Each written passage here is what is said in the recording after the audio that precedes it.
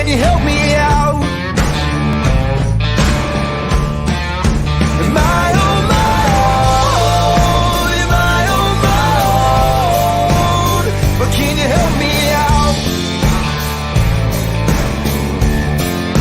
Am I on my own? Am I on my own? Or can you help me out? Can you help me out? I've been scared to look in my soul.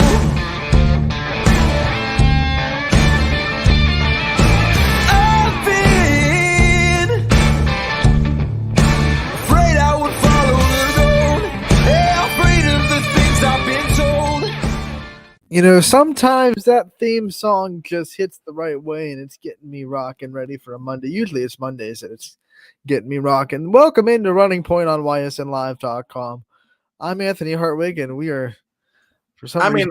JFK, we love you, but I don't know why Hey, you're in we the love you. corner of the screen right now.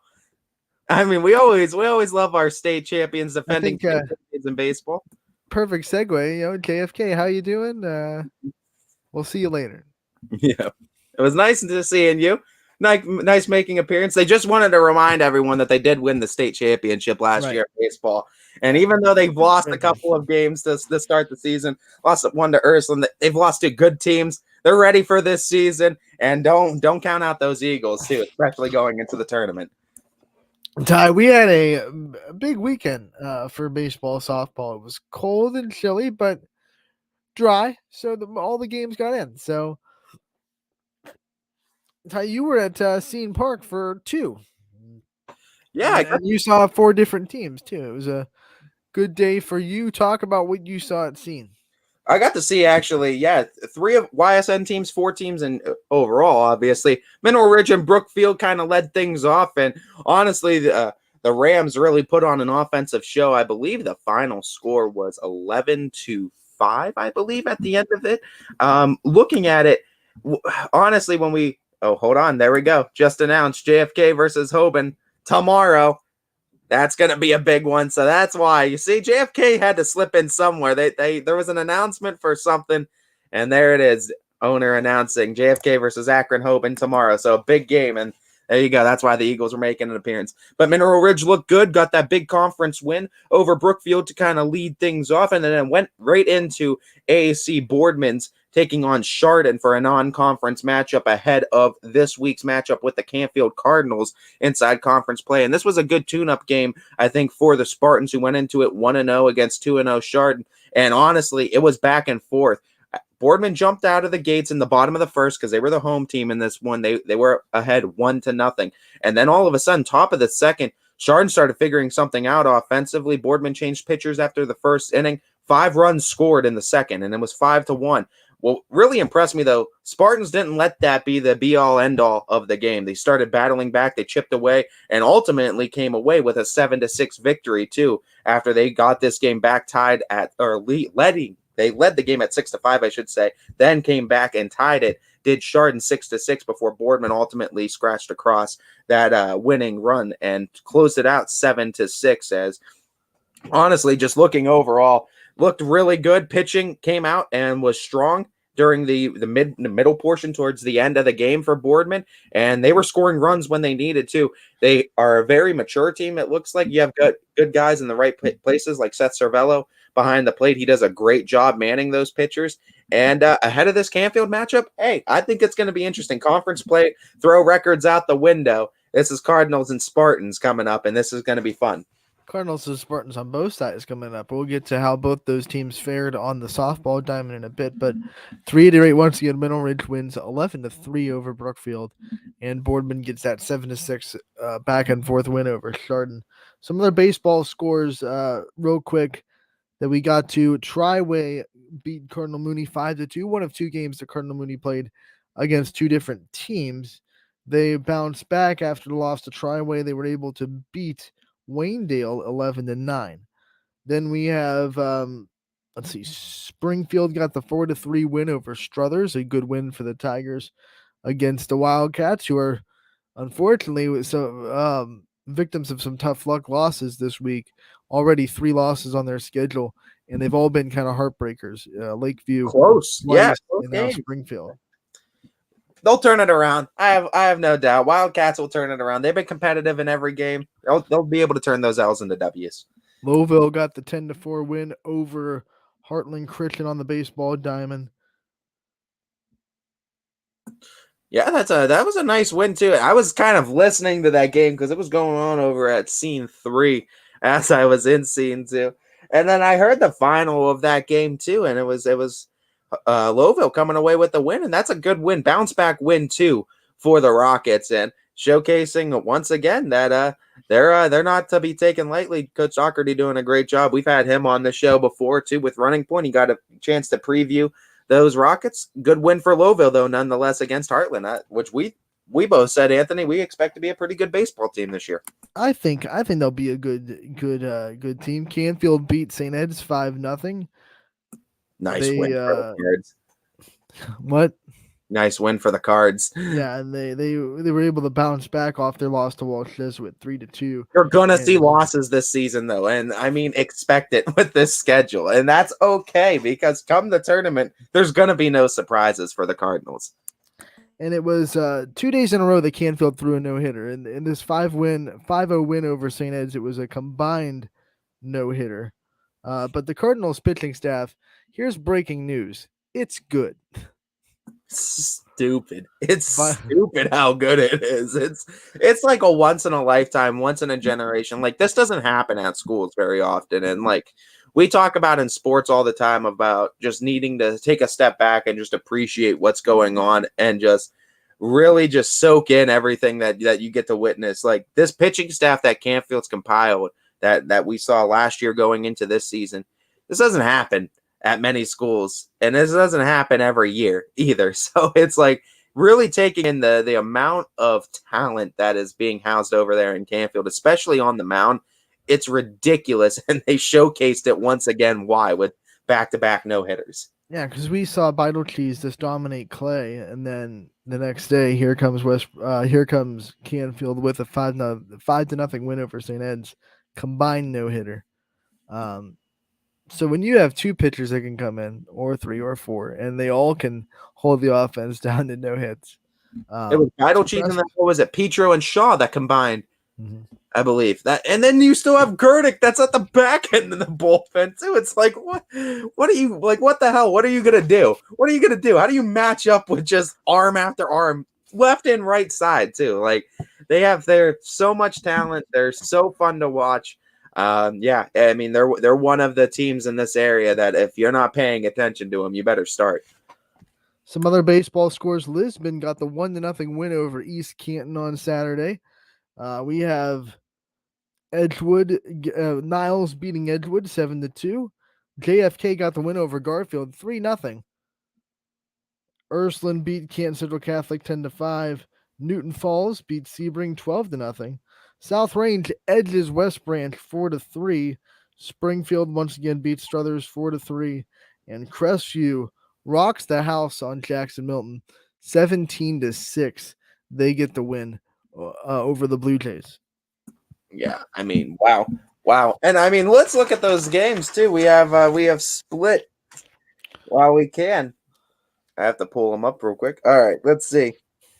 Well, Ant, I know for sure I got both the doubleheader games on you because I picked Canfield in game 1 and Louisville in game 2, and that's exactly what happened. Exactly what happened. I picked the opposite, didn't I? Yeah, you picked the opposite, so I have the points. Doubleheaders are 50-50 coin tosses. I hate it. I think I only ended up with 3 points out of that, though. 1 in game 1 and then 2 in game 2. So not a whole lot coming from that. What other games did we split on? We split on East Liverpool versus Harrison Central.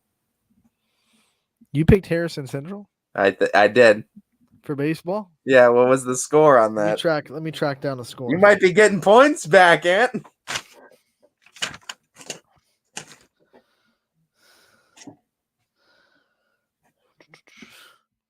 What else did we split on? We split on Struthers and Springfield, which you got on me. What was it? Springfield won by? Springfield won 4-3. So there's my 1 point. You got one. Another 1 point for your victory. And your picks are still just 1 point because they're only winning by 1. Suddenly, I don't like this rule. I think East Liverpool, they must have changed their schedule because they played Southern Local. So we'll have to cancel that one then. McDonald versus Girard softball and Boardman versus West Branch softball are the other ones that we split up. McDonald versus Girard. What were the other ones? West Branch and Boardman softball. Well, West Branch won both games. Did you say that they? We picked game 2 though. We only split game 2, and I picked West Branch. 4 points for you. They won 7-3. There we go. And then we have whatever you got the one for Springfield on Struthers, and then McDonald Girard, whatever the outcome was there. We still never found the score. Shaw and Gurdick through the combined. No. Correction on me. It was not Petro and Shaw and Gurdick. So we still never got the score for Niles versus East softball. Yeah, you're really holding out on those points now. You're starting to fall behind. At the end of the season, I'm gonna find it, and it's gonna be like plus 14 points for Anthony. You just find these reservoir of points that you've been housing on me. So then that would bring so far I got plus 3, 7. I got plus 7. You got plus 1. And then whatever we got McDonald Girard is gonna determine the points. But right now, as it stands before that score, it's 22-4 me, Anthony. I don't like this. After a few days. But really all you need is one big score. One game where it's like 14-0 and you're right back in it.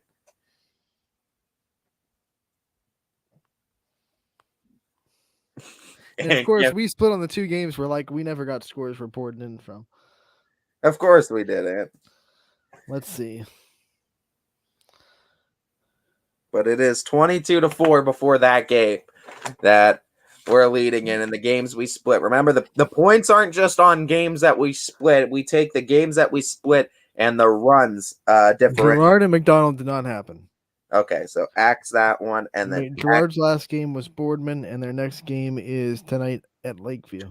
And then axe East Liverpool and Harrison Central. So the ones we did split on, I got 7 and you got 1 because you got Springfield over Struthers. And it was you could get back in this one. One of these days I'm gonna split like crazy just for chaos and see what happens. You with this the way this is too, it might happen where one of us is gonna get 40 points and one's gonna get oh man, that'd be nuts if you did that too. Because baseball and softball are so fickle, it could be nuts. It really is. It really is. It could be anybody. All right, let's talk about this West Branch Boardman doubleheader that I was at and got the chance to call. And game 1, it was a heartbreaker for Boardman because game 1 they came out really strong.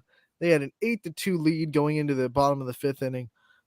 West Branch was able to tack on 1 run in the 5th to make it 8-3, but you still felt like Boardman was really looking good, and their number 2 pitcher was pitching. They didn't start Matty Lester in game 1, so it was lining up hey, get the win in game 1, throw out your ace for game 2. We're sitting pretty. And then with 2 outs in the 6th for Boardman, they could not get that last out. West Branch's offense really woke up. They scored 6 runs in the bottom of the 6th inning, all 6 runs coming with 2 outs, and they won 9-8 in game 1. Boardman tried to put Lester in, but by then West Branch had too much momentum. It was, I think, 8-7 when Lester came in out of the bullpen, and she just couldn't stop the bleeding. She couldn't stop the faucet, and it ended up being 9-8. West Branch got the win, and then you flip the scoreboard to the next day. I mean, the next game, not the next day. But Boardman come out to a lead again, 2-0. They came out, they scored first, and then Skylar Greenison, who had a monstrous day at the plate, both games combined 6 for 8 with 6 RBI. She hit a 3-run shot in the bottom of the 3rd to make it 4-2 West Branch, and they never looked back from that. So they won game 2 7-3, and it was just a tough one for Boardman. I think losing that first game kind of made them a little bit lethargic in game 2, and they just made a couple of uncharacteristic mistakes Maddie Lester did struggle with her command, left a couple of balls over the plate, especially that one home run ball, the Greenison. And West Branch is a really good softball lineup. And if they can get quality innings from their pitchers, then they're going to be a really good softball team. Yeah, no doubt. And I mean, Maddie Lester, too, is, sometimes that happens. That happens where you don't have your best stuff. It happens to the best of pitchers. But Maddie Lester still, Cal U commit over there in Pennsylvania. the Cal U commit, Maddie Lester. And I mean, she'll be playing at the next level for a reason. And that's because she's able to labor through these and she's able to find her best stuff when she needs to, too. She'll be able to bounce back. Ty almost punched a ticket to Kyle Berkeley to watch Maddie Lester play. I really did. Jump the gun on it. We got the correct. He was getting so excited, like, oh my gosh, we have a pitcher that's pitching in the Pac-12 next year. Let's go. We're going. Maybe. Better call her up then. They better watch her out there in PA too. She might have a one-way ticket there. How about Canfield, Louisville? They split the doubleheader on Saturday. Louisville won game 1, 7-6. Extra innings too, I believe. In the eighth inning, Louisville was able to win that game in the eighth, and then Canfield came back and won 4-2 in game 2 of that doubleheader. So that was moved to McCoon Park at the last second. By the way, Canfield's field wasn't ready yet, and they moved that to McCoon Park.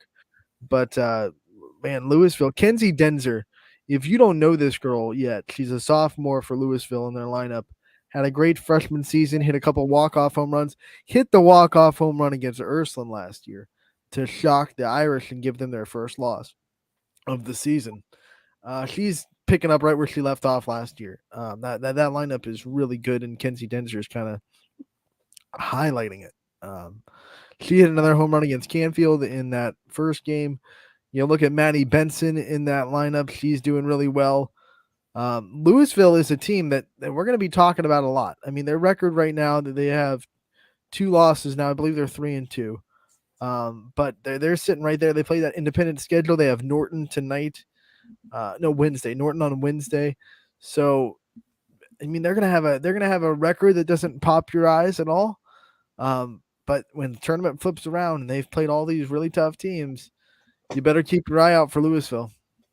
All it takes is really one really strong string of pitching to get things going. Honestly, if one pitcher finds herself too in the middle of the season, that can really go on a hot stretch, especially in the tournament too. We see it too, where some girls, especially in that circle, man, they might not have had like the best stuff the whole season, but they find it. They hone in and they find it during the tournament, and you get some of these girls' best in that circle, and sometimes they go on magical runs that can't be stopped.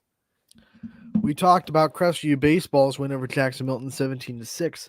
On the softball side of things, they got the win 7-1 over Jackson Milton. Caden Sutton still looking pretty good on the year. She threw a no-hitter earlier this week, and now Saturday comes around. She throws a one-run game, and they win 7-1. She hits pretty well, and Carson Moore's getting a couple of hits, and Brooke Brubaker is someone to watch in that lineup. That probably one of the under-the-radar kids for the Rebels that's going to be talked about a lot this year.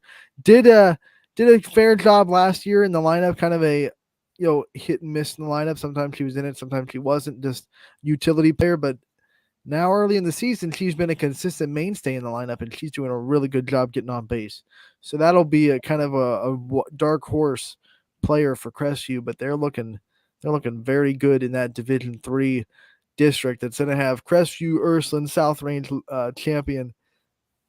I mean, stop there, and you're already enough. But you'll also have Kirtland to deal with. You're also going to have LeBray to deal with. You're also going to have Waterloo to deal with. So this Division III district in just 1 week is already starting to look massively impressive.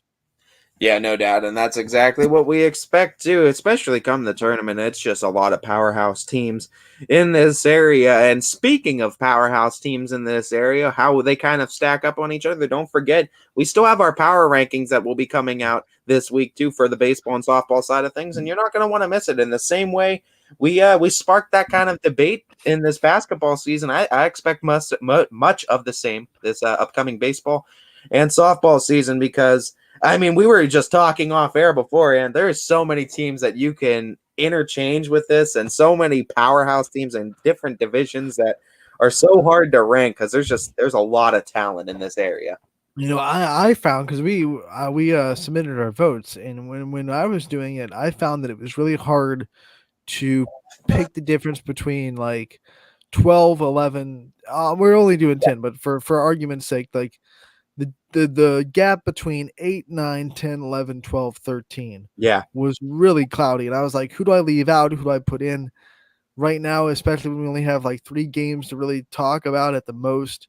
It's kind of preseason wise, and these will obviously change too. And a lot of us this first week, I think, are just kind of putting teams in to kind of test them in the waters in that power ranking spot, see how they perform. And based on the weeks too, we're going to be interchanging teams. I expect a lot on both baseball, softball sides, because a lot of these teams have to play each other too, and that's going to be a big factor. What's crazy is like we have a 6-week regular season with baseball, softball, and last week we only really got 2 or 3 games in, maybe. I mean, at the most, a team might have 4 games in if they were lucky. But like you look at even Fitch, who has a really nice field, and they can handle weather. They only got 3 games in last week. When you're talking 6 weeks too, especially the latter weeks, like weeks 3 and 4, when there's 5 or 6 games, even more sometimes with tournaments going on in a week, it's like, oh my God, it's going to blow your mind, because these records are going to jump from like 5 and 2 to like 19, like 7 in like 3 weeks. Because of the early season weather, we're probably going to, I mean, if weather cooperates, we're going to see teams have 5, 6, 7 games a week. They're going to be playing Monday, Tuesday, Wednesday, Thursday, Friday, and then like 2 on this to make up, because, you don't got time. Sectionals start the second weekend in May. If I remember correctly, I'm looking at this schedule. I want to look at it real quick and make sure I'm right on that. For softball, baseball's 1 week behind softball. Reminder of that. But you look at the softball schedule as far as when the tournaments start, and sectionals start. No, it's the first Saturday in May. May 7th is when the first sectional game will be. So, I mean, yeah, it's already April 4th. So we have a month for sectionals. It's a quick season. You got to fit all these games in as much as you can. You're muted.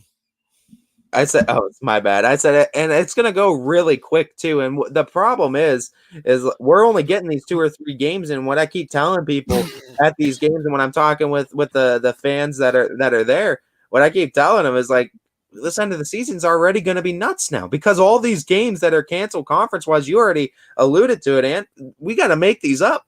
And they're going to get made up now a lot of the times beginning of May, end of April. So it's like, oh my God, for baseball at least, and now it's definitely end of April for softball. So like end of this month is going to get wild in the softball. And let's be honest, you might see like, okay, the sectional tournaments for softball start like May 7th. You might see games get made up the 8th and 9th to decide leagues between sectional rounds, because there's going to be like the 3-day gap between games. It's not going to be sectional semifinal Monday, sectional final Tuesday, districts Wednesday, et cetera, et cetera. So you might see teams kind of fit those games into those 2 or 3-day gaps between tournament games. Yeah, no doubt. Couldn't agree more either, Siggy. Yeah, I mean, it's definitely schedule chaos down the road is a light term, I think, for what these schools and ADs are going to have to deal with. And I mean, you look at the weather forecast brought to you by Storm Tracker 21. It's not breaking yet. I mean, you got a lot of rain in that forecast this week. You look at the Storm Tracker 21 forecast for today, and you have an 100% chance of rain at 1.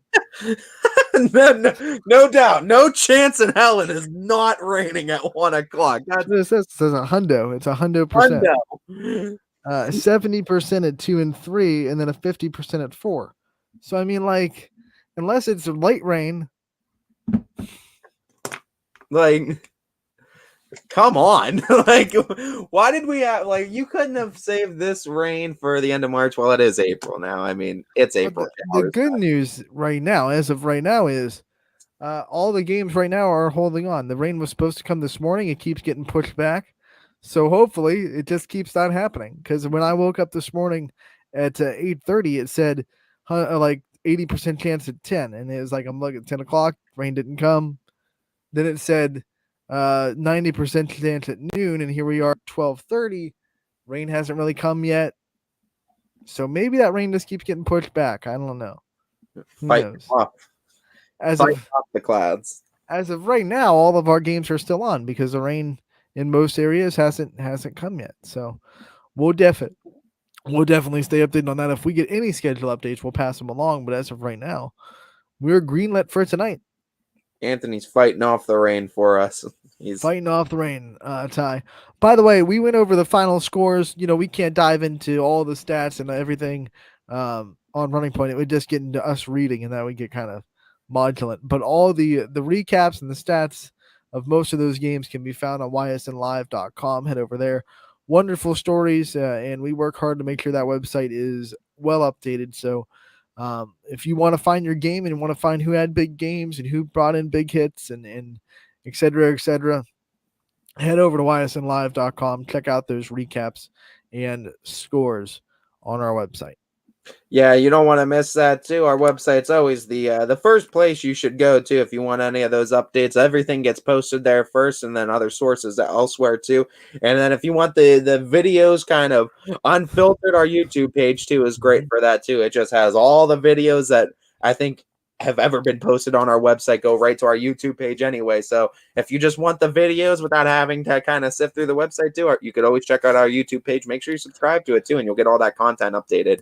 We're gonna be featuring one of those videos that you can find on our YouTube. We have a pre-recorded interview with Tori Long, Columbiana softball senior, that we're gonna play on today's show. We're also gonna be joined by Riley Troy of Salem softball live on the show. She had a big week, a 2-hit win over Canton South, and then on Saturday she hit the walk-off hit in extras to get Salem over United 3-2. So Riley Troy, a big week for her, as Salem already has 2 wins on the season. We'll talk to her at 1:15 live on the show, and we'll also be featuring a interview pre-recorded with Tori Long.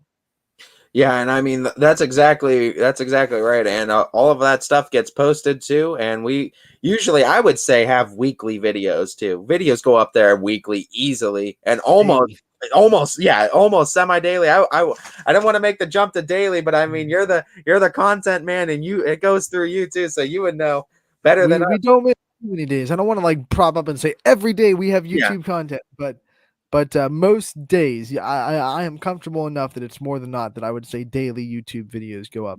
Exactly why you should subscribe, and I mean keep that notification bell on, because you'll always get updated too on when new videos get posted. And I mean you'll get multiple throughout the week too, with whether that be post-game interviews, player profiles, coaches corners, from all the YSN staff, because we're constantly out there. So I wish I could have that like little bell sound effect every time we send notification bell.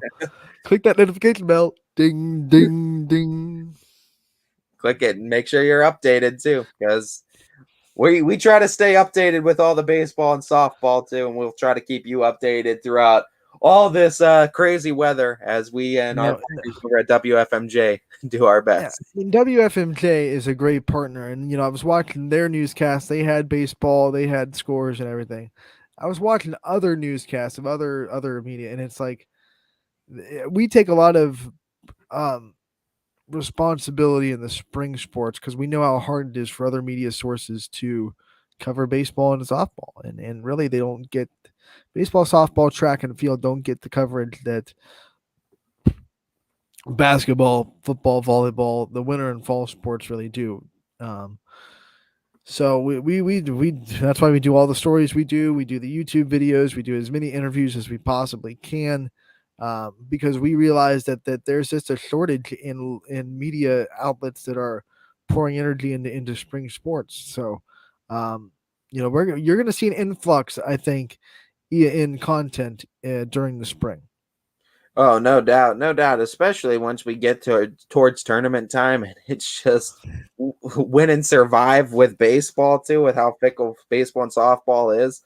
It's going to be a great time too. And I mean, like we said, we continue that coverage too. We're not just a football only network. We're not just a basketball only network too. We're your sports network, and we are constantly working to evolve that and make sure that includes more and more sports and more schools under our area of coverage map too. So as we continue in the amount of schools that we cover, we're also continuing in the amount of sports that we cover. And always with that too, we're always evolving and changing the amount of games that we cover as well in these sports. So that's always looking to improve with YSN. We're always looking to do bigger, always looking to do better, always looking to grow in many different aspects. So at the end of the day, keep tuned in with us. And we're going to keep on trying to evolve for you guys and making sure all these athletes have a spotlight at some point. Speaking of other sports, I do want to give a shout out to lacrosse too.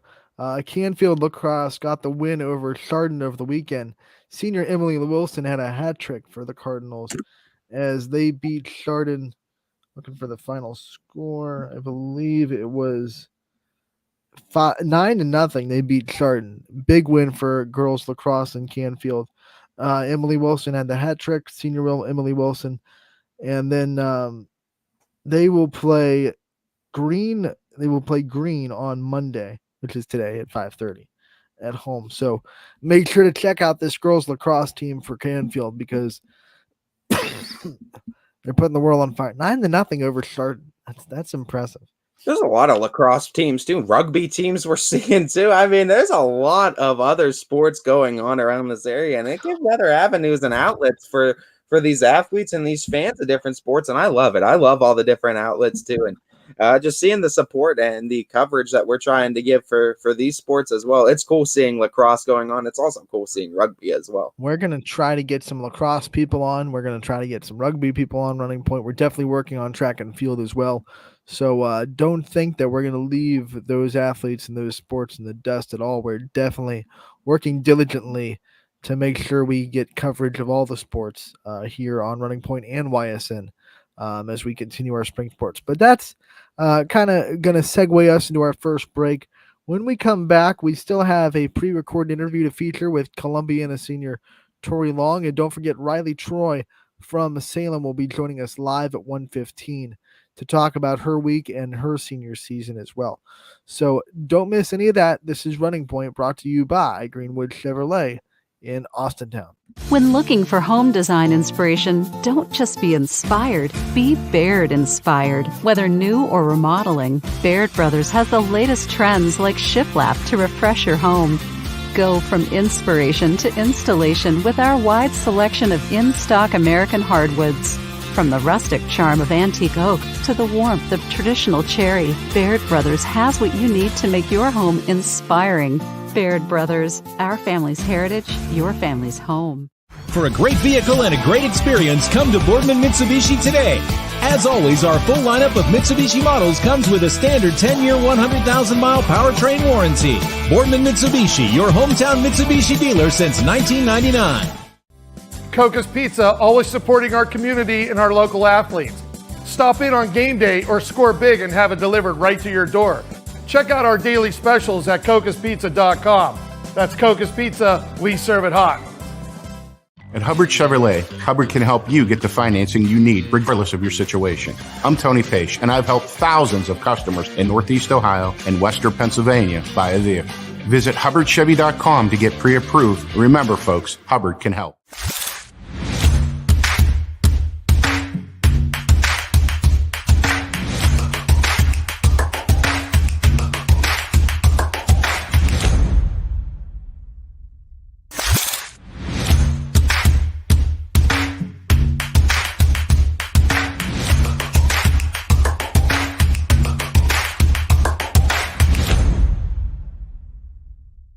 You're not waiting to see what the world has in store for you. It's more about what you have in store for the world. All you need is the opportunity.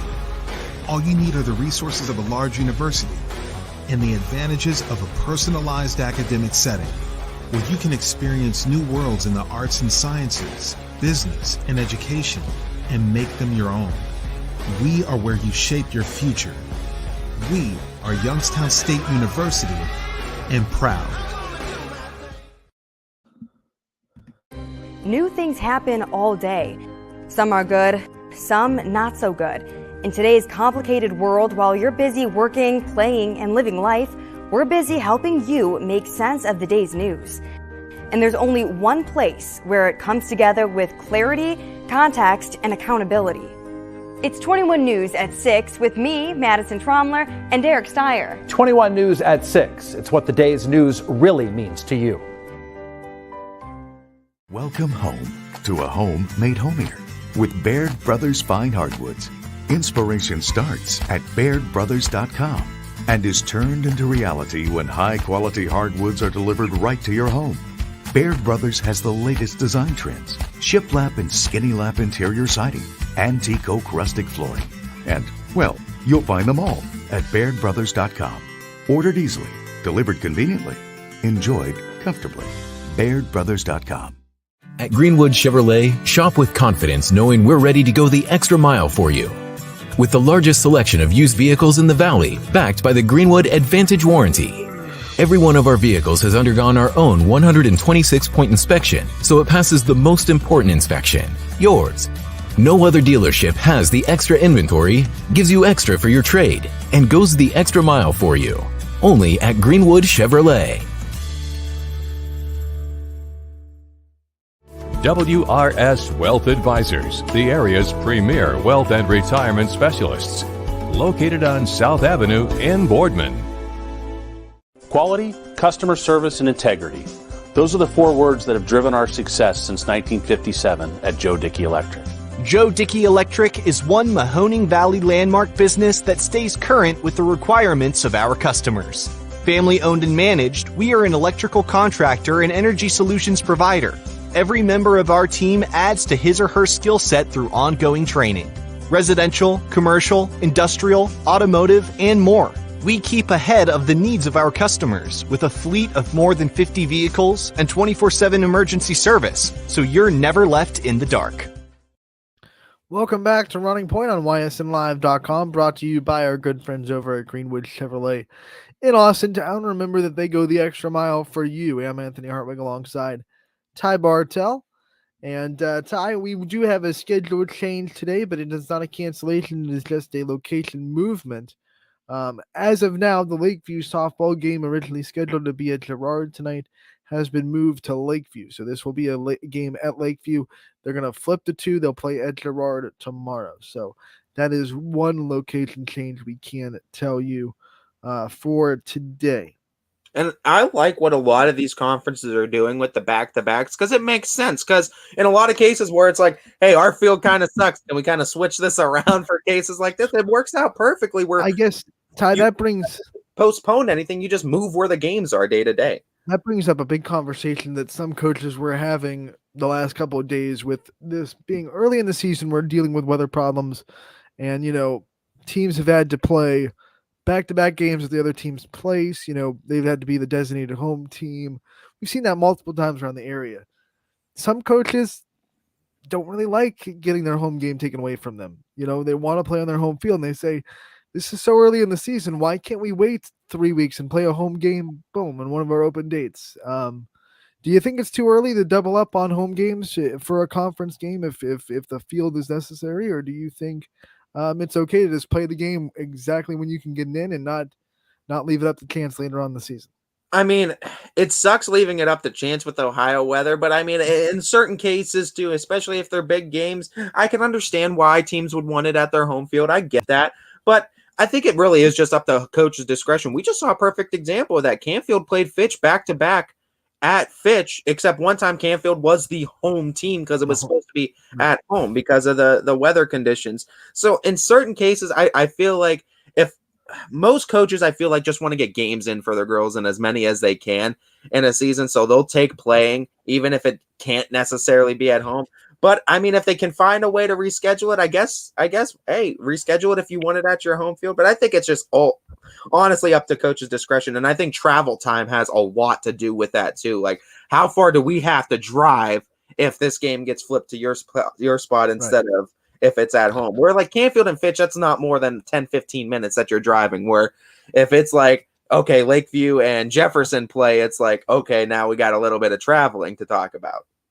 I don't want to single out that situation because there were a lot of teams that had to do that this week because there are just some fields that didn't get hit as hard or just have better drainage systems or whatever it may be. But like, so, but to just look at Fitch and Canfield, what you do is you do take a game away from Fitch where they have to play on dirt, and that is kind of a gripe, right? Because now Canfield's saying we got to play 2 games on their turf, and they didn't have to play on our dirt.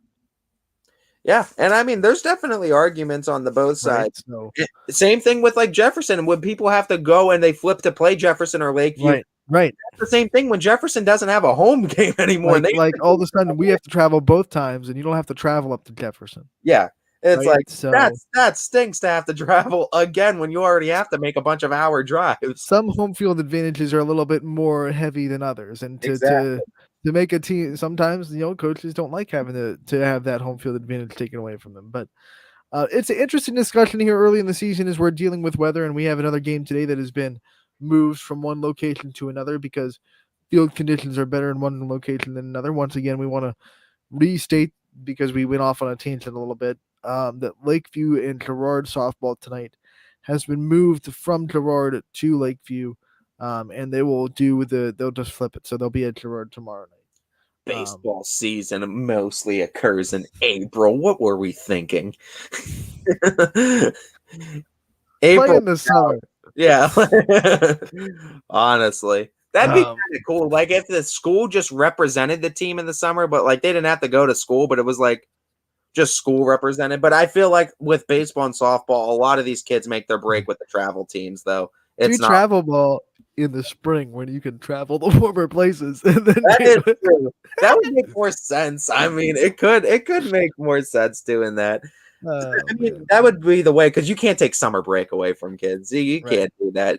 So you'd have to just be like Mooney's sponsored team for the summer. This is like the summer baseball team, but like they do have summer leagues where you're like playing for your school. So I guess that does kind of exist. But it's outside of OHSAA and it doesn't really count for anything. But they do have, summer rec leagues.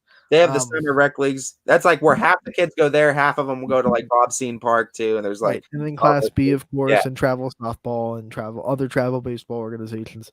A lot of all that on in the summer though. All that jazz happens in the summer, which makes baseball. We talk about it being a 10-week season. Well, it is for high school, but baseball doesn't stop once high school starts. It goes right into travel ball. So it's like, boop, boop. And those of you that have followed YSN for a while know how much we cover travel ball. So our season doesn't stop after high school. So we're gearing up for basically the baseball season until the end of July is basically what we get. And then we get right up into football. I do want to say a score that we missed. Beaver Local got the win on the baseball diamond over East Palestine, 10-7. So I did not want to leave that score out. Close game. Got that one reported on about 2 hours ago from Beaver Local's Twitter account, which does an amazing job keeping us updated. All I can say is you gotta stay tuned and see if the Clippers make an appearance on the power rankings. They'll have to see if those AAC. I think both teams have a chance because their softball team is pretty good too. Yeah, I mean, I think he's definitely baseball team is what he's talking about. He's talking about their baseball team. But no, you're right about the softball team too, though, Anthony. But yeah, with the baseball team, you'll have to stay tuned. Check out our power rankings and see if Clippers baseball made the cut. I definitely think they put a resume together for an shocker on such a tight-knit school and community. There's a family connection because there's a plus on both teams, and they're both having great starts to the season. Clippers baseball is and softball. Columbiana is just they know how to do it with those teams, man. They know how to build programs and they know how to keep feeding youth into these programs to just always have good talent flowing through them. And I mean, there's no doubt year to year Columbiana is always looked at for baseball, softball. I want to give a shout out also to Poland senior Abby Farber, who yesterday announced on our Instagram that she is going to be officially committing to St. Bonaventure University to continue her softball career. So that's a Division I school in New York, and she'll join other Poland alum Brooke Bobby as a Bonnie next season. So congratulations to Abby Farber on officially deciding to continue her softball career at the next level at St. Bonaventure. Yeah, and I mean, congratulations definitely are in order. Anytime you can get to the next level, it's definitely something special indeed. So congratulations on having a location to play for at least 4 more years. We've had Abby on. We've talked to her during the basketball season. We'll probably talk to her again at some point during the softball season. A great athlete that plays multiple sports and is a tremendous leader in all of them. So St. Bonaventure is getting a good one, and we want to pass along congratulations to every one of our athletes. We're gonna have a lot of signings this week. I believe Fitch is having their football signing day on Wednesday. There's going to be a lot of breaking news this week about players that are either committing or signing to continue their career at the next level. So stay tuned to all that.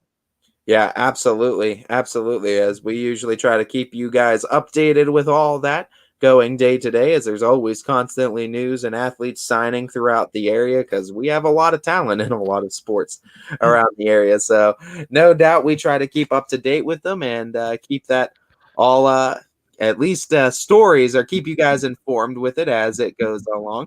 And I think it's a perfect segue to talk about something that DJ kind of opened up to the public this weekend while he was in Toledo, that YSN is going to start kind of venturing into the helping kids get recruited and that avenue. And that's going to be a part of our future, because once COVID hit, recruiting and the recruitment process got a lot more complicated. And let's be honest, it got a lot more expensive, because now you have to go to these recruiting apps and recruiting companies that will help you kind of get your name out there. And they do a wonderful job. And they're definitely a great resource, but they are not always the most cheap or financially secure choice. no doubt. And honestly, YSN Prospect is what it's called. And I think it's a great idea. And I even said, too, look out, because we're in the stratosphere now, because this is shooting us to next level. This is so huge for area athletes and for student athletes to have basically a page where they could be featured on, and you could kind of see everything that they have to offer more than just text on screen. And, in that 1 year where people weren't allowed to come to stuff, we had a lot of college coaches just tell us they were watching YSN to watch the students they were looking at. So I think that was the first thing that kind of sparked the idea and the light bulb. And then we had a lot of contributors to making this a reality. So we want to just kind of put that into the stirring pot, because DJ kind of came out with it this weekend in Toledo, and we at Running Point are going to be, promoting it as much as we can as well. So I thought that was a perfect segue, because we're talking about Abby Farber committing with St. Bonaventure. A lot of players are going to be signing with their future teams this week. So perfect segue to talk about the future of YSN when it comes to the recruiting trail and the recruiting process of these high school athletes that we try so hard to get coverage of. Yeah, no doubt. And I mean, like we said, look out for it. YSN Prospect is what it's going to be called. And we're definitely excited for it. Obviously, stay tuned to YSN to get more information on that. I'm sure DJ will have a lot more information as the weeks go along with that, too. So stay tuned to Power Hour from 3 to 4, too, as DJ, I'm sure, will have any more news with that, or just on the YSN page in general, too, as he usually likes to break a lot of stuff on there as well. So stay tuned to our pages. Stay tuned to Power Hour as well. Also, order I want to get to is that we have Ursuline baseball coach Paul Kemp due to come on tomorrow at 1 p.m. So just wanted to preview that after a big win against JFK. Some things that are in order to talk to with this Ursuline baseball team. And we talked about Columbiana being a team that we think might be featured on the power rankings. I feel like little birdie's going to tell me that this Irish team might make an appearance on this power rankings at some point this season. With Ursuline kind of, I don't want to say they're back, because they never left, but they were kind of not the Ursuline everyone remembers, that were completely dominating everybody and that you didn't really have a chance to beat them. I remember, not too long ago, it was like district championship. They won 13-3 because it was just not even a contest. it's not that anymore. Things have kind of leveled a little bit, but Ursuline looks like they're making a statement. The win over Jacksonville, JFK, and then the 10-5 win over Canton Central Catholic in the on Saturday. So these are two big wins against two really good baseball programs. Yeah, no doubt at all. And I mean, Ursuline always schedules up, and that's no question. And they usually compete, and they are already proving that they're going to be competing this year.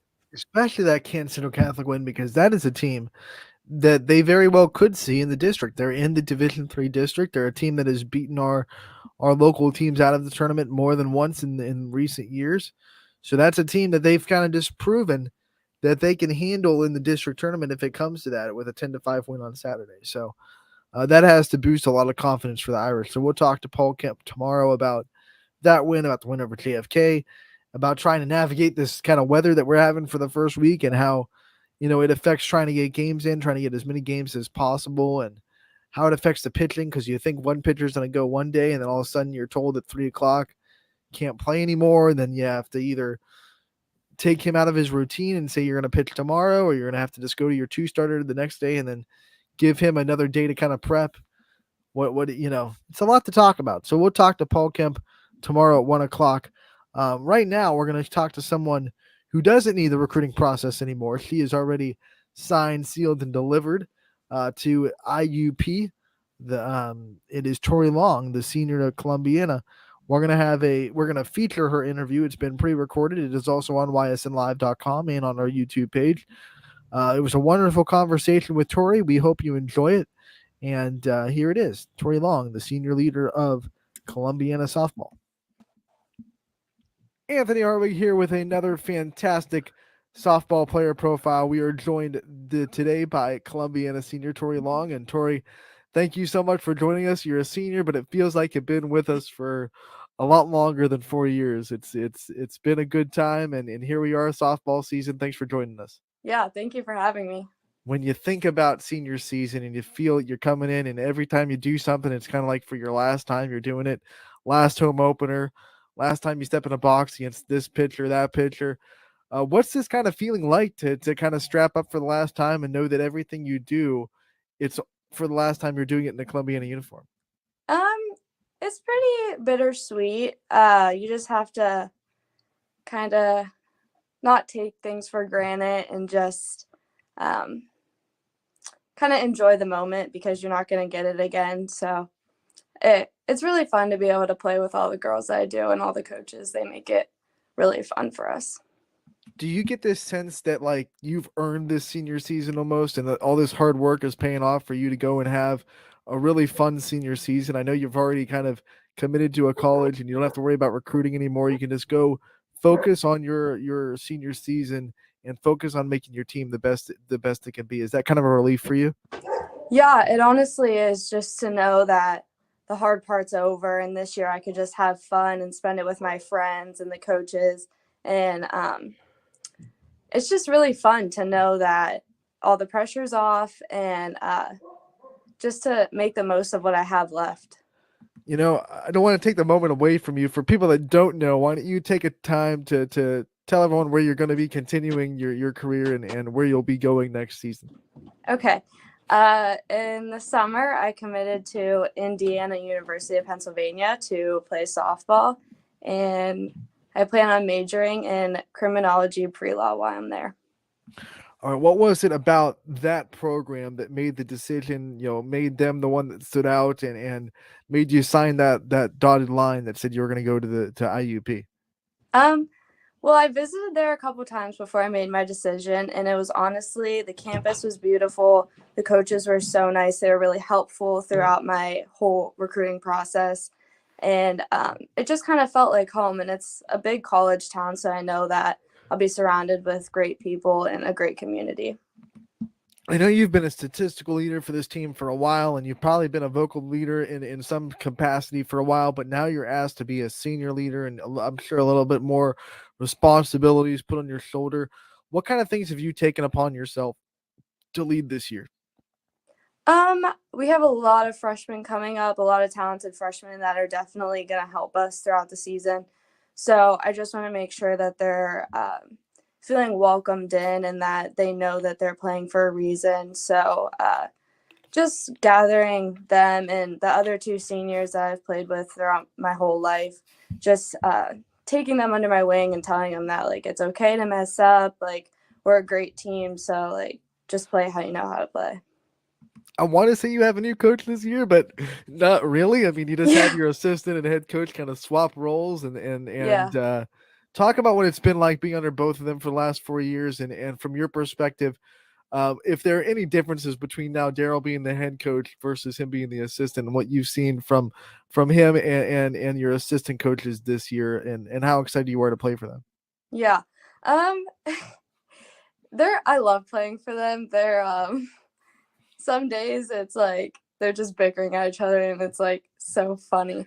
But it went from Maddie being the head coach, and then Daryl was the assistant coach, and then Maddie had a baby, so Daryl stepped up, but Daryl also had an accident that he's been working through. So a lot's been going on, and a lot of people have helped out, like Maddie's dad, Maddie's sister, her sister's fiance is on the staff now, Coach Wilkinson. Everyone helps out. Everyone rallies around them to make sure that Daryl, I was going to say Coach Kurtz, but Daryl is okay and that he is able to come, and Maddie brings the baby sometimes, which is great. So having both of them is awesome. You know, when we had a coach's corner with Coach Kurtz, he went out down his staff and it was like superstar, successful high school player. I mean, what's it like trying to absorb as much as you can from everyone on this coaching staff while you're there in the senior year? Yeah. Honestly, they all bring different components to the table. They all have so much knowledge. I'm pretty sure, I don't know about Coach Wilkinson. She's been around us forever, but I think all of them has played a college sport. Coach Lib, I know, played. Daryl, Maddie, Kerrigan, they all like have so much knowledge, and that's really helpful and beneficial to us this year.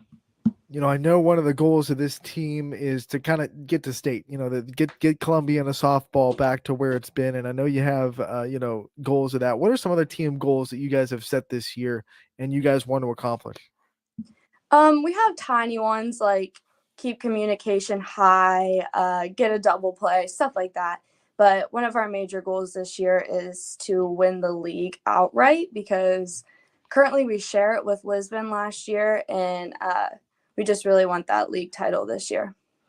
Yeah, you know, that Lisbon series, I'm sure made you guys hungry all season long, all off season, wanting to get this EOAC. The season's officially underway. We had to wait a little bit. The weather was acting up. What was it like to finally get out on that field and finally get this season started after so much anticipation? It was great. We had a great day for our home opener against Salem, which actually, I don't think we were supposed to play Salem. Something happened with Western Reserve that got canceled. We just picked up Salem at the last minute. But the weather cooperated, and it was a long 5 weeks of not playing. We only got one scrimmage in. And so I know we were all really excited and anxious to get out on the field, and we really played great for our first game together. Tori, you've been playing softball for so long, and you're not just a softball player. You play multiple sports at Columbiana, but I know softball holds that special place that keeps you driving and keeps you excelling towards your goals. What was it about softball that kind of stuck around, and talk about your journey through your life and journey through softball, and what is it about this sport that you love so much?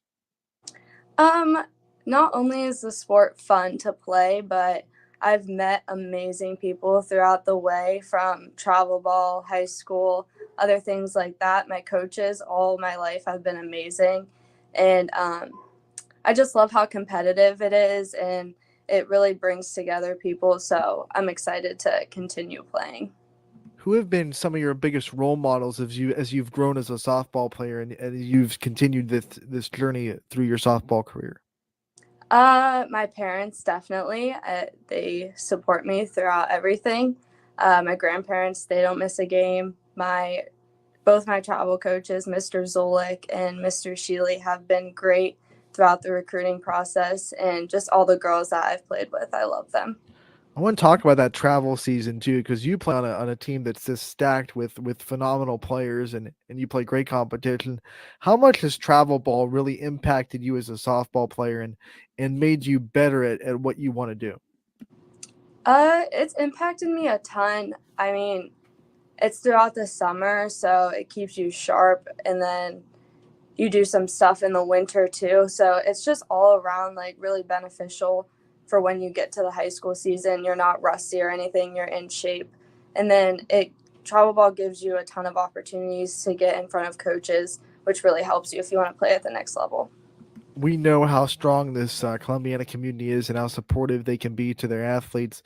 Talk about what it's been like playing for Columbiana throughout the years and playing all the sports you do, and how proud you are to kind of wear that red and wear the Clippers across your chest. Yeah, I love Columbiana. It's really fun to play for everyone. All the girls are my best friends to play with. I love all the coaches. The community in Columbiana is awesome. Everyone comes out for games, so I'm really going to miss that. But just playing for them all 4 years has really been like an honor because all of our programs like have a good name to them, and it's been really fun. I know you have a whole senior season left to play, but if you had to pick some favorite memories that you've gathered along the way of Columbiana softball, what are some memories that come to mind? I hit my first home run in high school softball, so that was pretty fun. On the same night as Julia Rapp, which has been one of my best friends since I was like in kindergarten, so that was awesome. And then I don't know, just playing with the Kurtzes is just so fun because they're always like going at one another, so that's awesome too. I always call them the Karen and Ralph Weekly of high school softball. Oh yeah, that is completely true. Exactly what they are, the husband and wife duo, and they're fun to watch. Tori, speaking of that, the big softball world and softball is on TV so much. Were there any softball players that you watched growing up that you kind of stuck by and try to mold your game after, try to learn from, or it doesn't even have to be the big name softball players. It could be softball players that you watched play for Columbiana or play for a high school team growing up. Who were some softball players that you looked up to when you were growing up? Definitely Erin Gabriel. I always watched her when I was younger, and now I have the privilege of being one of her students, I guess you could say. She's my pitching coach, and she's awesome. So I really look up to her even now as an 18-year-old, but she's awesome. I love her. That's got to be such a ridiculous honor to walk in every day and know that you're getting coached by someone who not just did it in the high school level, but shined in the SEC, pitched for Tennessee, knows what she's talking about every day. Yeah. What's it like being able to absorb stuff from someone like that? It's amazing. She is a great coach. She breaks down everything at a pitching lesson. She'll work on what she thinks I need to work on for the next week of games, depending on who I play. And then not only is she a great coach, she's a great person to just talk to her about anything. She helped me a lot in the recruiting process and to really break down which school is best for me. So she's really helpful. All right, before we let you go, want to have some fun and get to know Tori Long a little bit more. I know we've had a lot of interviews with you over the past. We're going to try to dig for some questions that maybe we haven't asked you, or at least we haven't asked you in a long time. Okay. On the softball field, what are some superstitions that you have that you kind of have to stick to? I get a puller pop before every game from Circle K, but that's really it, to be honest. Pre-game polar pop. What's the flavor? Vitamin water mixed with lemonade. There you go. Yep. What about walk-up song? If you could have a walk-up song, what would it be? Oh, that's a hard one. I honestly have no idea. I like a bunch of different songs, so I would have to pick from like All a right, whole so type if I'm not gonna make you pick a song, then I have to make you pick a playlist. Like, what's the pre-game playlist for Tori Long look like? It has some new songs in it, but some throwbacks are pretty good before a game. Do you think that your teammates have kind of the same music taste you do, or do you look at the music that your teammates listen to and go, "You're crazy. You guys are nuts"? Well, A lot of them like the throwbacks, but we play music in practice during hitting sometimes, and there's fights over if it's country music or like just regular pop music that's popular right now. You know, with teams that like a lot of music, I'm sure there's a lot of dancing going on. So I'm going to ask, who's the best dancer on Columbiana softball? Coach Kurtz. Both of them. They get down to it pretty well. It's funny to watch them. First one that ever has said a coach to that question. So, yeah. Gotta love it. They love the music. What about your favorite post-game meal? You know, a hard softball game, you just fought it, you're obviously hungry. What's the go-to food? Tacos, definitely. That was my favorite food ever.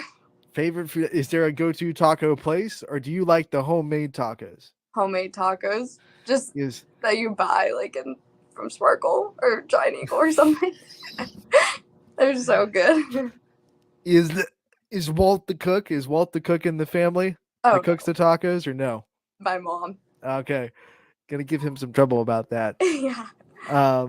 Talk about some of the things that you do outside of softball, outside of athletics, to kind of try to relax a little bit. Hobbies you like to do to get your mind off softball if it comes too much, or anything like that. I hang out with my friends every weekend. I love them. They're awesome. I always go shopping with my grandma and my cousins, so that's fun too. But honestly, when it's the weekend, I just I have pitching on Sundays, but other than that, I just like relax. I don't really think too much of it, and I just have fun with my friends and family. All right, before we let you go, I want to give you a chance to shout out your support system, the people that are always there for you, and the people that you wouldn't be where you are without. My parents, number one.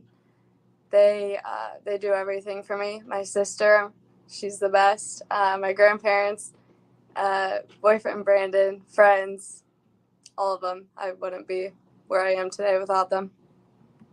Thank you so much, Tori, for joining us yet again on YSN. We love covering you all throughout your career. We look forward to this season covering you again.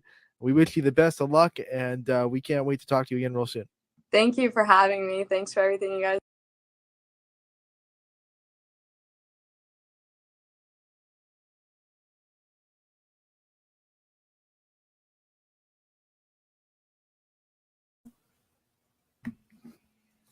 That was Tori Long. Sorry for that little glitch gremlin real quick, but that was Tori Long, the senior of Columbiana softball, pre-recorded interview, and what a great conversation. Ty, you were laughing in the private comments. I mean, just a wonderful personality that we've been having the chance to cover for 4 seasons, and she's signed to play at IUP, and already a good start to her senior year for Columbiana.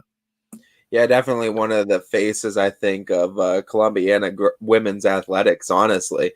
I mean, you look no further than Tori Long. She's featured in a sport every single season. We say her name all year long, and she's definitely, I think, one of the many faces of that Columbiana program that has really led the girls' programs the last few years. Trying to get Columbiana softball back to where it's been, back to its former glory. We talked to Coach Kurtz about that. Everyone on the coaching staff is very aware of Columbiana's past and how proud that program is and how much they want to get back to where they're at. The players are very knowledgeable about that too. They want to get this program back to where it's at. Yeah, no doubt. And I mean, we had a chance to talk with Coach Kurtz, and we had a great conversation with him too. And I mean, obviously him and his wife do a great job, and I'm just excited to see what Columbiana is able to do by the end of the season. I'm starting to think that we need a tandem interview with both. We might need to do that. You might need to reach out to the Kurtzes again. We might need to feature them on the. They shared that interview. They wanted everyone to know that they do not bicker as much as Tori might have said they do. But the verdict's out on that, because we have one side saying they bicker a lot, one side saying they don't. Gotta bring them on then. We gotta bring them on. Youth is damn softball. You almost knocked it down on Friday.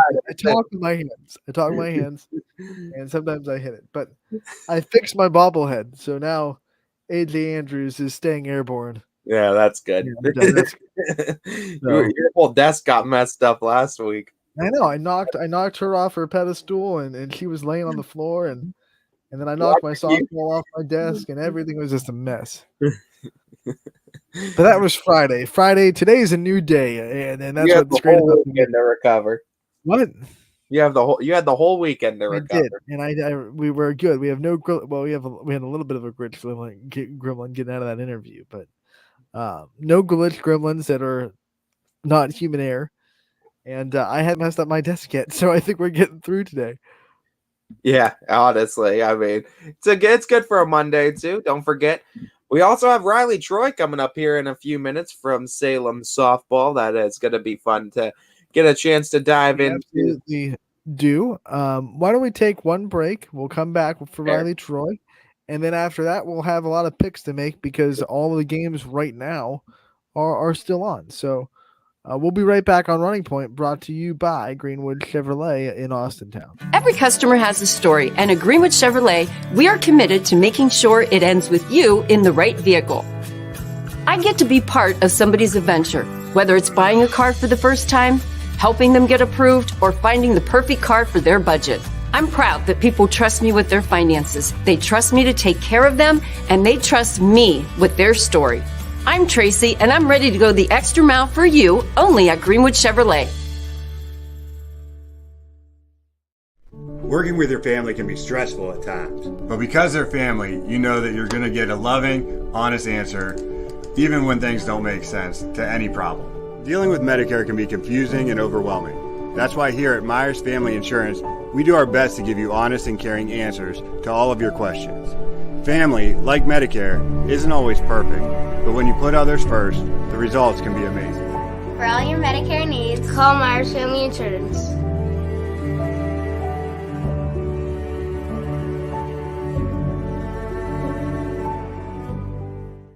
It's storm season. I think we're under the gun for some heavy storms over the next couple of hours. And Storm Tracker 21 is ready. This is probably the one we're keeping a closer eye on. On air. And locally, we're going to have a lot of eyes on our area. Online. All right, let's talk high-risk futurecast and the timing of this weather. On social media and on our app. Notice we'll have scattered showers on Thursday. Stay ready with Storm Tracker 21. The severe weather threat now through around sunset this evening. Hi, this is Tommy Clem, owner of WRS Insurance Solutions. WRS Insurance Solutions is a local, independent agency that specializes in life, Medicare, long-term care, and disability products. Call us at 330-953-3722 or visit us at wrsinsurancesolutions.com to learn more.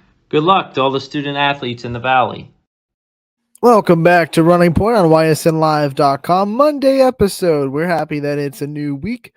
It is April 4th, 404 day for all my Atlanta people. And I'm joined by Ty Bartell, Anthony Hartwig with you. Brought to you by Greenwood Chevrolet in Austintown above our heads. And we have Riley Troy coming on any minute now, scheduled to be 1:15. Had a great week for Salem softball as she had a 2-hit shutout at Canton South and then hit the game-winning RBI on Saturday to win over United 3-2 in extra innings. So we're going to talk to her any minute. And before we do, Ty, I guess another schedule change, not referring to tonight, but it's actually going to affect tomorrow's schedule. East Palestine and Lisbon baseball, softball, originally scheduled for Wednesday. Because of the forecast on Wednesday, they have moved that game back to tomorrow. So those two games that were scheduled for Wednesday the 6th will now be played Tuesday the 5th. So they have moved those two games back. One less sleep. You got to wait, Lisbon and East Palestine fans, because your baseball and softball games are coming up tomorrow. Coming up tomorrow. One less sleep. Only one more sleep, as my nephew would call it. Only one more sleep until we got Lisbon and East Palestine baseball, softball. While we can, because we just had a commercial for Storm Tracker 21. Still sitting here. It's not raining yet, so the 100% chance at 1 is not working out. It's 1:15 and there's no rain. So now the 100% chance has moved to 2. So it just keeps getting pushed back. They're sure. They're holding on to hope. Yeah, don't have to hold on to much here. One that wasn't holding on to anything or letting loose completely on in the circle was Riley Troy. And with that two-hit, you said shutout the other day. We have a chance to talk with her and get into a little bit of Salem Quaker softball now. How we Riley, do? thank you so much for joining us today. Yeah, thank you for having me.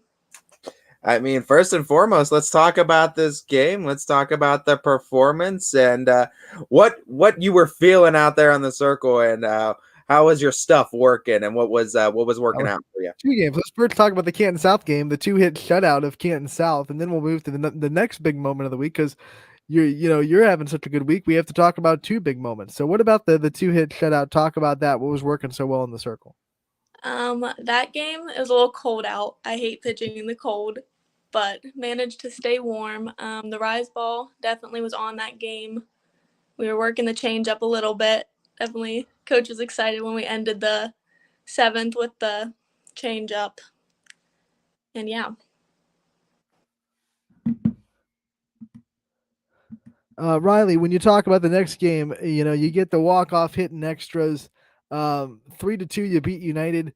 So we got to ask, what feels better, the game-ending strikeout, pitching the two-hit shutout, or the game-winning RBI that you get to hit in extra innings? Which one kind of holds that special moment in your mind?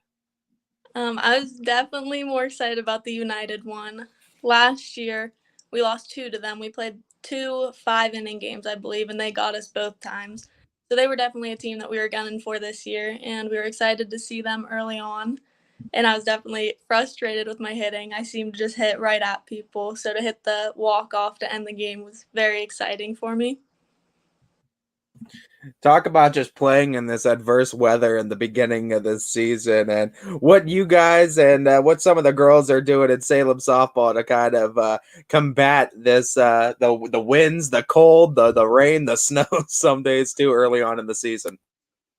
Well, the field's definitely been a mess. The outfield, especially, a little muddy out there. And in between innings, just warming up the hands, getting the varsity jackets on, getting the blankets, trying to stay a little bit warm. All right, so you come into this season. What are some personal goals that you have set for yourself that you want to accomplish in this season, and what then go into some team goals that you guys have set as a team? Personally, I was one off of the stolen base record last year, so that's a record that I'm looking for this year, and definitely just keeping the pitching going. And a big team goal, we have a lot of small team goals, and the biggest team goal we have is breaking the school record for most wins in a season, which is 15, and we broke that my freshman year, so I think that'd be cool to break it again my senior year. Being one of the seniors too, and being the leader now, going from that freshman year when you guys first got the record, and now having this goal going into it, what are some of the biggest things you've learned about the game and leadership wise, what you need to have it in that aspect from freshman to senior year now, going into being a senior leader? Yeah, my freshman year, I was just kind of thrown out there. I was thrown into left field, never played outfield in my life.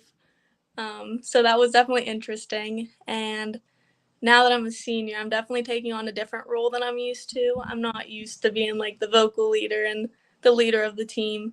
But with softball, I've definitely taken that on more so. And I think it's cool to have the younger players looking up to me, because I definitely looked up to the seniors when I was a freshman. So I like that I'm in that position now to make them feel comfortable and be someone that they can go to. Getting some love from Jenna McClish in the comments. One of your fellow seniors that I know you have a big relationship with. Talk about what it's like, the senior dynamic, and being all of you guys being leaders on this team, and what it's been like to kind of gel the seniors with some of the younger players and new faces on the team this season. The seniors were an interesting group. There's only 4 of us. I think I'm more of the infield leader. I lead in the circle, and Jenna's there in my center field. She's leading out there, always keeping things lighthearted and fun. Let's just talk about this senior year.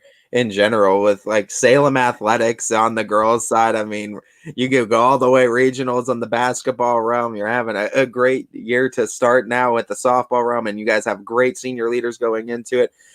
Just talk about this senior year and just some of your favorite memories from the athletics side of things so far, and what you are now hoping to accomplish, I guess, towards the end of this year, and what you're hoping to, I guess, leave with Salem in that community. What are you trying to be remembered by?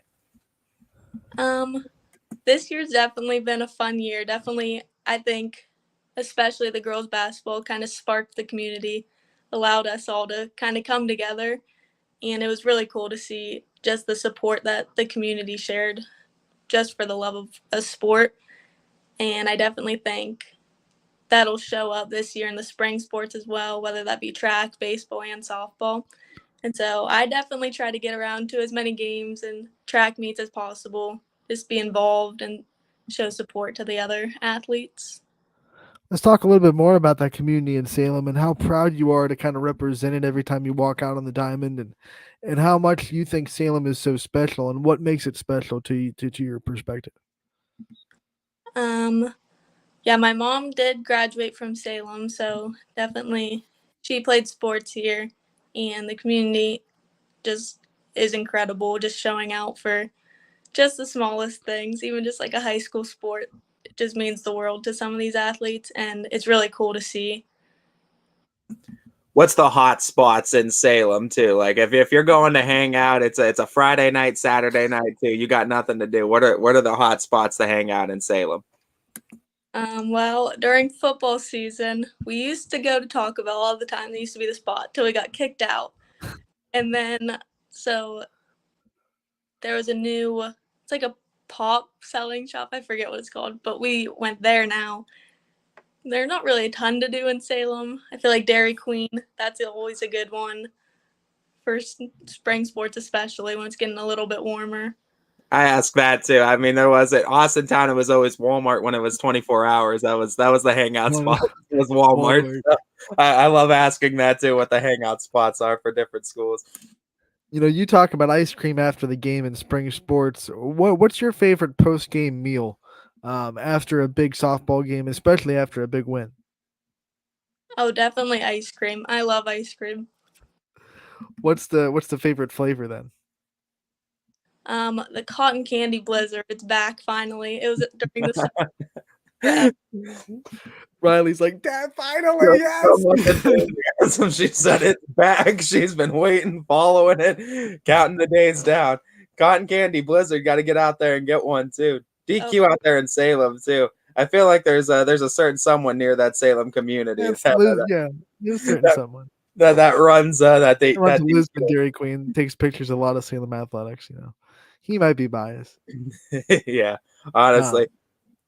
No, Riley. Well, honestly, let's look at this too. This senior season, it gives a lot of chance for reflection, and I'm sure a lot of classes, a lot of people are going to ask you to do this, and we're no different. We're going to ask you to do it as well. Just give us a chance, and just give us a little bit of a reflection on your entire athletics career and just your entire academic career, your just entire 4-year experience at Salem. What are some of your favorite memories, and what are some of the experiences that you cherish and you're going to take with you in the rest of your life?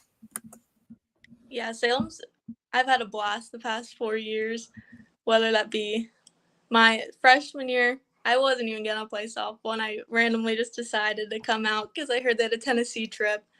And that trip, we made a lot of crazy memories. And Coach got our little van stuck in some gravel. We had some hitchhikers pull us out. We played hide and seek, and we were in the dark in the cabin, and Jenna peed her pants because someone scared her. We've definitely just made a lot of memories over the past 4 years, and I'm excited to head down to Tennessee again here in a week or two. Sounds like we'll need like a vlog series of Salem softball at Tennessee for all these amazing stories and moments. Riley, when you talk about role models in your journey and people that you've been able to look up to throughout your athletics journey, what names come to mind when you talk about the role models that you have in your life? Definitely my parents. They've always been my biggest role models. They do a ton for me, or at every single game. Clara Janafe, she was always a name that I heard when she was in high school. She was always a stud out on the mound and someone that I looked up to. And it's pretty cool that she's on the coaching staff now and she gets to work with me. And Taylor Thorpe, she was the pitcher my freshman year and she was a senior and she was definitely a big leader on the team. And she was also a stud out there. And yeah, just definitely someone I looked up to a lot. Any teachers that had influence on your life at the Salem school, or maybe even a class that you've taken that had a big impact on your life? The teachers at Salem are honestly incredible. They're really good. They're very friendly. They're open to talking to you. Last year I had Mr. Savrick. He is an English teacher, but I had him last year for ACT prep. And then this year I have him for English and newspapers. So I've definitely gotten pretty close to him. And he's definitely someone I can go to just for a laugh and lighthearted jokes and all that. Well, we can't let you go without talking about Coach Thorpe either. I mean, what a personality. I'm sure he's extremely fun to play for. Talk about what it's been like being under him and what kind of things he's taught you, not just about softball, but things that he's helped you grow in as a person as well. He is quite the character. He keeps things funny. He loves bringing his speaker on Fridays and playing music and dancing around. But he's also someone, he'll text me during volleyball season and say, good luck during this game. And he's just a great person all around. He's definitely always checking up on me, making sure things are good. Always after every game telling me to ice my arm, be ready for the next one. He's just a great person all around. Looking back at some of the younger talent too in the Salem community, and you being your senior season, like we said, we've already highlighted you're the leader now. Talk about this question too, and just what you want to leave with this Salem softball team, and how you want to be remembered after this season, and how you want these younger girls to remember the teachings of you and the seniors before you as they go into their senior seasons and their upperclassmen seasons. I think softball is a lot different than the other sports that I've played. It's a very welcoming environment, and we don't take things too serious. We all share a love for the game, and we focus on that. And I want them to think of Salem softball as a fun, welcoming place, and definitely something I recommend to all of my friends just to play, and it's a good time. Big week ahead for you guys. I know you got Marlington on the schedule this week. You also have that team that's wears green that you don't like to talk about in Salem on the schedule this week too. I mean, talk about the rivalry with West Branch and from your perspective, on the volleyball side and now the softball side, what it's been like to be a part of this, probably arguably one of the biggest rivalries in the area, and how much you kind of circle that game on your schedule, whether it's volleyball or softball. That game is definitely always a big one. I think this year we have a better idea of what to look out for because obviously Jordan Anderson graduated last year. She was an insane pitcher. She was crazy good. And now we know more of what we're looking out for. They have some big hitters, and we're looking for our hitting to come around more so this week after having our first week of games last week. And yeah, I'm very excited for that game. It's definitely circled on the schedule. That's from basketball season is what they're hoping for in Salem for sure. Yeah, right. The girls got the first sweep over West Branch since 2004. So if softball can replicate that, go be a long big way statement. to get those more than 15 wins in the season too, for sure. Riley, thank you so much for taking the time to join us. We love covering you. We know we're going to love covering you all season, and we look forward to talking to you again real soon. Yeah, thank you guys for having me. Thank you. Riley Troy, one of the senior leaders of Salem softball, joining us live on Running Point, and we had to have her on. She had such a big week, like I said, against Canton South, 2 hits shutout and 10-0 win for Salem, and then she caps that off on Saturday, and she said it was a bigger moment for her. The 3-2 win over United. She hits the walk-off hit in the 8th, and Salem is now 2-1 on the season. Giving some love. Also in the McClish family.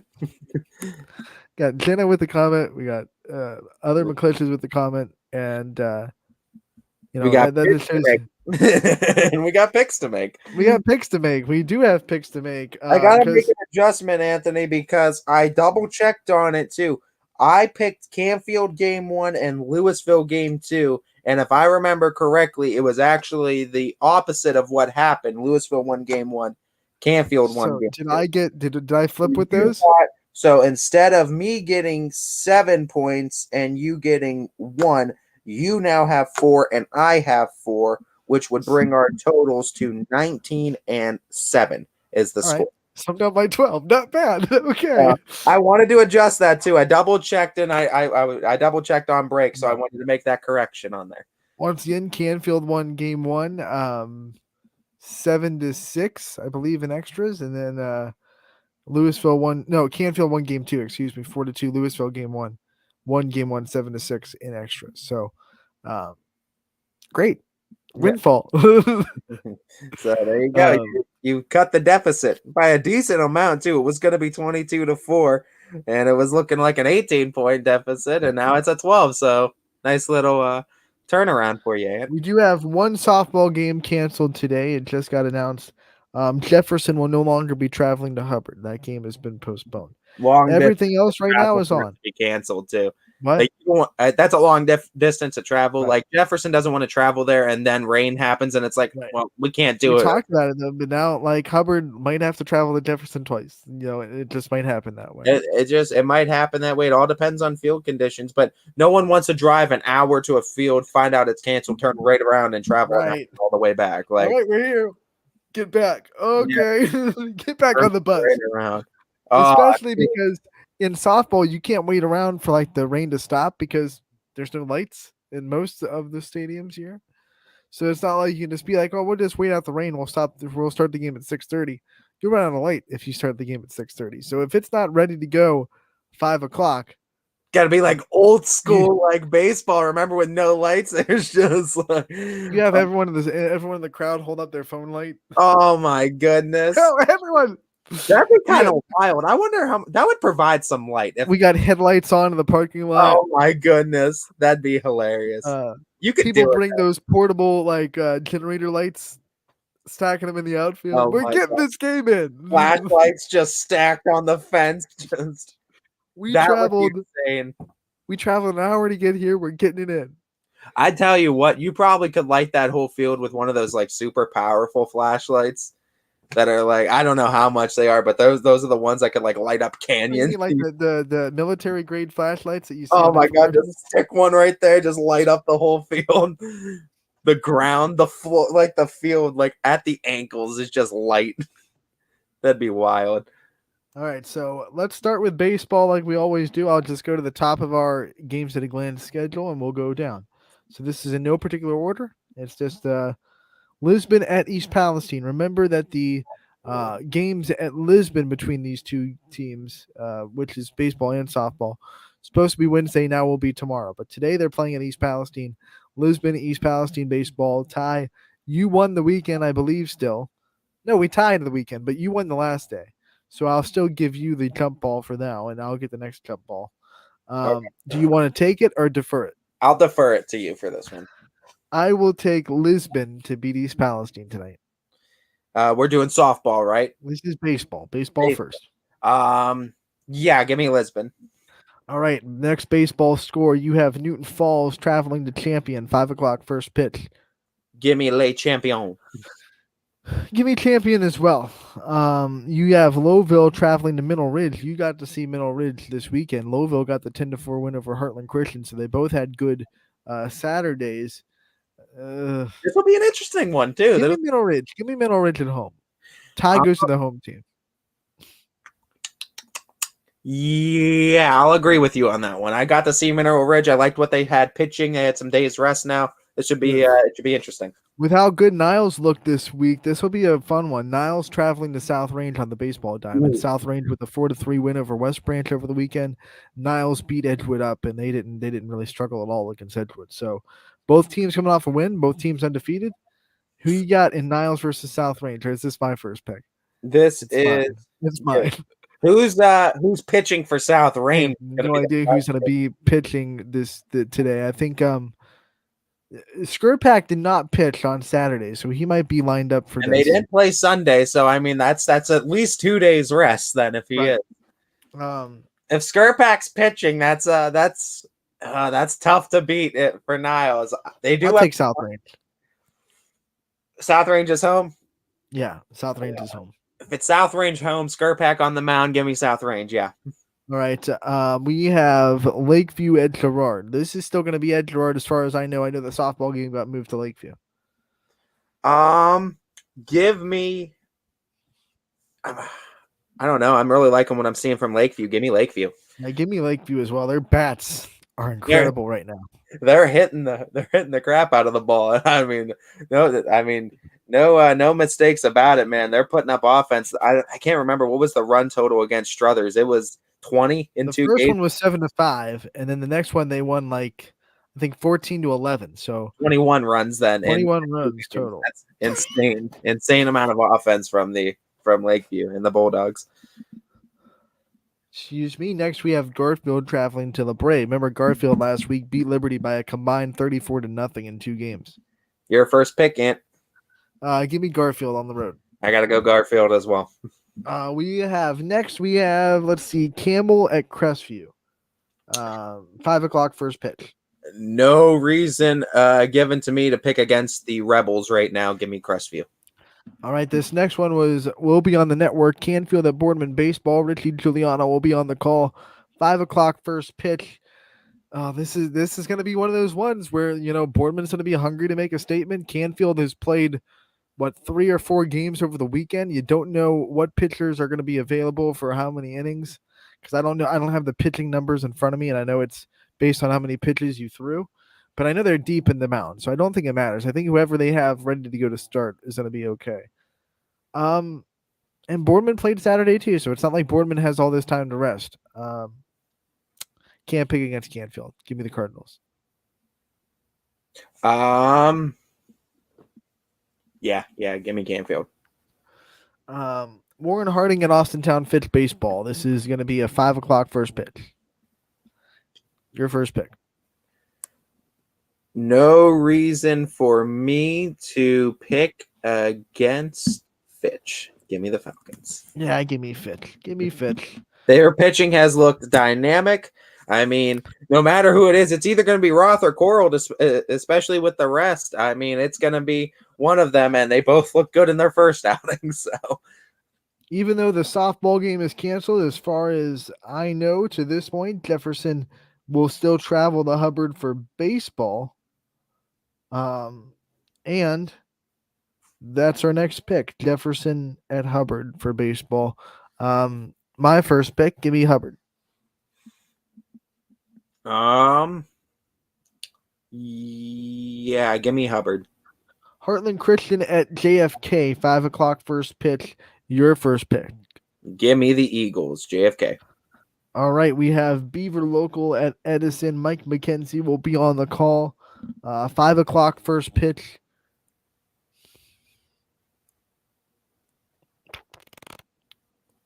Give me Edison. I gotta go Edison as well.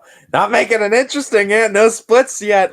We probably will in softball. That's a lot tougher. Latonia, Columbiana. This will be Noah Doty on the call in Columbiana for baseball. I'm not picking against the Clippers and what they've been putting together so far this year. Clipper clap along with you, and I'll go Columbiana. Although that was supposed to be your first pick, so I'll give you these next two. Brookfield at Liberty, 5:00 first pitch. Despite Brookfield losing a lot of games, they played champion pretty well in those games, and they were playing not Newton Falls, Mineral Ridge, excuse me, decently. They were scoring some runs. Pitching for Ridge was just doing good. I got to go Brookfield in that one. Yeah, give me Brookfield to get there. It would be their first win of the season. They got swept by champion, then lost to Mineral Ridge. So, give me Brookfield to get their first win of the year. It'll be either team's first win, Brookfield or Liberty. Finally, we'll be down in PA. DJ making the trip as Mohawk hosts Hopewell. And once again, trying to learn as much about this Mohawk schedule as possible on the team. So until I do, rocking the banner. Welcome to YSN Mohawk. You're gonna get all the love. Hopefully, Ty doesn't play the villain. I pick Mohawk. I'm riding with all Warriors. I went with Brookfield last one. I'll ride with Warriors again. Let me go Mohawk. All right, we travel down to softball. I just got another notification like right now that a game has been canceled. Baseball and softball games for Jackson Milton at McDonald have been canceled. So neither one of those are happening. So if you were planning on going out to those, make different plans. Says Anthony. Bam. So we have back to the top of softball. Niles traveling to South Range. My first pick, I'll take the Raiders. Yeah, give me the Raiders. This one's interesting, Ty. This one could be a split. Your first pick, too. Gerard at Lakeview. I want Lakeview. Give me Lakeview. Gerardo's only had one game, and it was a 6-1 loss to Boardman. I think Lakeview, they finished some games, man. That was the big gripe of last I feel like they're hungry this season. Maggie Polanski is I don't want to split with you on this one. I'm going to take Lakeview. Yeah, Maggie Pavlansky's out there rocking dingers. Like, what are we talking about? Lakeview's on a roll right now. Garfield softball at LeBray, 5 o'clock first pitch. This is a tough one. A lot of good teams in this one.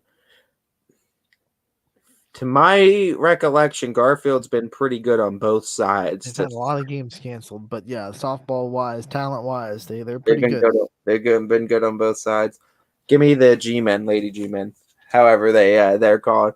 Would you call it? Well, I mean, yeah, but I think Coach Ward brought up that conversation to me too. He's like, because it's a baseball softball team, it's not like, I feel like he's like, do you call them the Lady Falcons, or you just call it the Austintown Pitch Falcon softball team? There's a lot of conversation about that, like in the scope of girls sports, and some girls athletes don't like being called lady whatever because they just want to be representing their team. And I'm cool with it. I use the lady thing a lot for basketball. I remember but then sometimes you want it as part of your identity. I remember couple years ago they took Lady Vols off of the Tennessee team, and that's been such a strong identity for Tennessee's girls sports, women's sports. They fought to get back the lady in their identity, but there are some players that don't want lady in front of their name. They just want to be called the same team. So with G-men, I'm going to stick to Lady G-men because that's what I'm saying with that one. I feel like that one you have to. I will also pick the Lady G-men, and they will win tonight, in my opinion, against LeBray. Yep. No splits yet, and you're going to need them, too. You're down by 12. The long season. I'm not going to get stupid. But we'll go to Camel at Crestview, 5 o'clock first pitch. Rebels. Yeah, give me the Rebels as well. Canfield at Boardman softball. I'm sorry. I don't. I was on baseball. Oh. Get rid of that. Get rid of that Camel. Get rid of that Camel Crestview pick. I don't know if that's what Camel is doing for Crestview. Oh man. Crestview is hosting Camel for softball too, so we both picked Crestview for that one. Yeah. Now we go to Canfield Boardman softball. I'll be on the call for this one. 5 o'clock first pitch from Boardman. This one's tough because both teams have kind of looked good, looked bad, looked good, up and down, good competition. Is it my first pick? I don't even remember. Yes. Yeah, because I picked Crestview first. Yeah, okay, my first pick. Oh, jeez. This is a tough one because Canfield's looked good. They split with a good Louisville team. They beat up on Poland. This is a 50-50 one, and I give 50-50s to the home team. Give me Boardman. I'll take Canfield just because of what they've seen so far. I'll go Canfield. Even though Boardman's senior heavy and they've seen West Branch, this should be a good matchup. All right, this one, Matt Morrison will be making the trip for Badger softball. I believe it'll be the first Badger softball game on the network this year, and of YSN's, a relationship with Badger that started for the basketball season. Bloomfield at Badger, 5:00 first pitch. Ty, your first pick. Badger. Rock the banner. Rock the banner. Badger gets to win. Harding at Fitch. Ty, you're going to be on the call here. 5:00 first pitch. Yeah, no reason to go against the Falcons right now. Give me Fitch. All right, I'll take Fitch as well. We have Lisbon at East Palestine softball. My first pick, I'll take Lisbon. Yeah, I think Lisbon's going to take some frustrations out, and they're going to try to get back on track. Newton Falls at Champion. Brian Oatridge will have the call. 5:00 first pitch. Softball. Champion finally got on the diamond. They finally got a win under their belts. 12-2 over Madison on Saturday. And now they're hosting Newton Falls. Ty, your first pick. Les Champions. Give me the flashes. When did we turn into being the French district of Northeast Ohio? Oui, I pick Les Champions. They got 6 rings over there in that softball team, and they keep on going. They got more than that. They got 6. Weaver's got 6, and I think they're primed to get another. They really look good this season, and I think they're focused. They're hyper focused. All right, we'll go to Lowville at Mineral Ridge softball. 5:00 first pitch. Your first pick, right? Yeah. My first pick. Give me Mineral Ridge. Sure, give me the Rams. Let's see. Beaver Local at Edison. Your first pick. Give me Edison. Yeah, give me Edison as well. Jackson Milton, the McDonald's is not happening. Damn. Struthers at Poland. My first pick. Give me Poland. Yeah, Bulldogs. And last but not least, 5:00 first pitch tonight. Brookfield at Liberty. Your first pick. Give me Brookfield. Give me Brookfield as well. So today only one split. Boardman versus Canfield, and it's your game, man. So, you're going to be calling it with a little bit extra tension because it means that much more. Boardman by 12. Let's go. Oh, my God. Boardman's just putting on a show, and he's like, let's go. Let's points for Anthony. Canfield's looking at me like, where are your school too? Oh, I love you, Canfield, but I didn't pick you tonight, so I got to daggers at me during a broadcast. Oh my God! I start digging in. Take that, Ty. Take that, Ty. Now I'm only down by 6.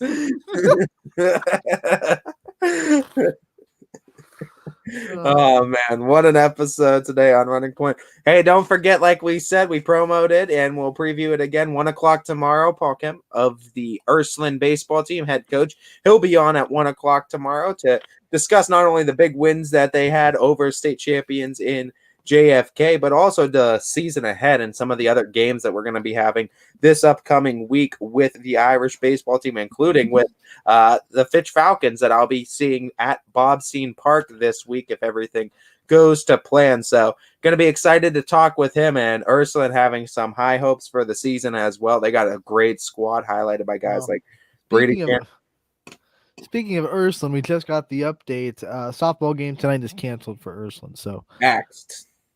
That is an update there. Softball for Ursuline no longer happening tonight. But don't worry, Ursuline fans, like we said, we got you covered on the base. Trying to see if there are like last second updates we can get to before we get off the air. Because you never know.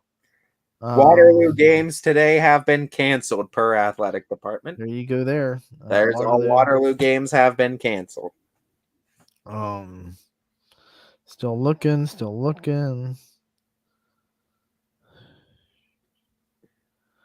Let's see. I don't see any other cancellations yet. Oh, just got one. As soon as I said that, it popped up on the Twitter feed. Varsity baseball from Champion has been canceled. So no Champion baseball. I believe they were scheduled to play Newton Falls. Host Newton Falls. So Champion baseball canceled.